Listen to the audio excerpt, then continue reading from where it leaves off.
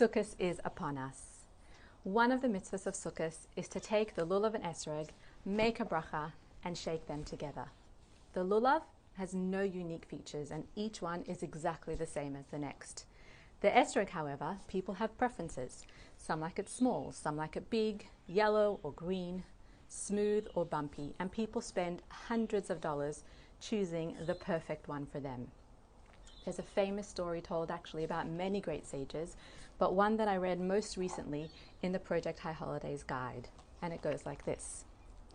The Frierdiker Rebbe used to offer his lulav and esrog for anybody who wanted to make a bracha on it after davening, and each day hundreds of people would take up that honor and the privilege of making a bracha on the rabbi's lulav and esrog. And one day, after the hundreds of people had finished using it, it was returned to the Rebbe bruised and totally off color. And one of the students turned to the Rebbe and he said, "Why do you let so many people use your esrog? It has now lost all of its beauty." And the Rebbe turned to his student and he said, "On the contrary, hundreds of people have used my esrog for a mitzvah. What greater beauty is there than that?" And to me, this story teaches us a very, very powerful life lesson. Sometimes we have something that's unique or special, and we prefer to keep it to ourselves. Think about a little child that has a birthday present or has just built a new set of Lego, and he doesn't want to share it with anyone else. Only he can play with it.